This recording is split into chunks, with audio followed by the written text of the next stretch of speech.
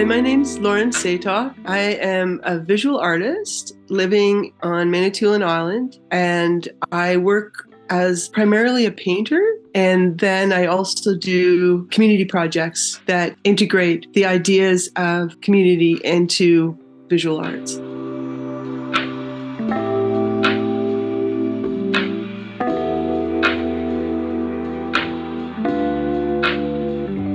The first project I did was bringing together children from Gore Bay, which is a community on the west end of the island, and children from Shishigwaning First Nations to a garden and a forested area so they could share knowledge with some teachers, some Indigenous teachers and some Western teachers. The whole point of the project was to really bring together children and ideas about sustainability and living with one another's different cultures and ideas. They also were encouraged to create anything visual through the day. It was great as an event and a day. It was fantastic for the kids, but I was so busy organizing it. I couldn't integrate the visual arts as much as I would hope to. So like the ideas of EcoJustice and like Indigenous sharing and all those things were there.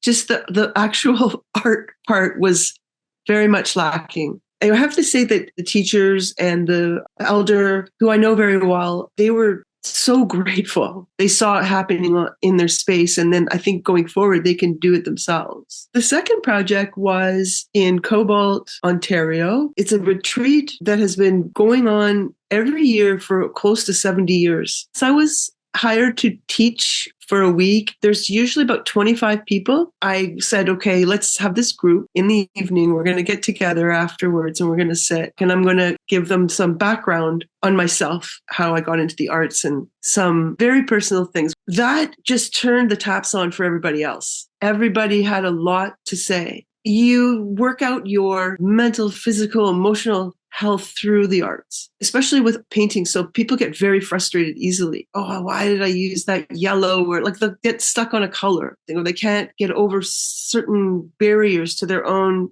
mental freedom on some level. That was what that talk was about. I could see in each person these very distinct difficulties. And so like when I went back into teaching for the week, we could just tease them out a bit, work through the process so they could just create more joy. So the last project I did was the artist talk. I did a little show, 2-person show in Sudbury in the winter with one of the participants that was up in Cobalt. It was like a little bit of a personal bio thing, why I got into landscape and how it tied into my concern with land and land rights. I was able to show like all the different phases that I've been working through and through community in my own practice and discuss like how beautiful a journey this has been really. So I've never felt that good in my heart and about my life as I had after that talk. It was like taking stock or something, you know what I mean? Like it made me feel like, oh, I know I am a painter now and I know why I'm doing community arts because I had to speak it out loud. And it was wonderful to have support for animals. That was a game changer for me. I need that when I'm going away. It's impossible without having someone stay. Now that I'm in this low touring program, I just see it all coming together. Like it's really revolutionary, I think. As creative people, we can't always look at the bottom line.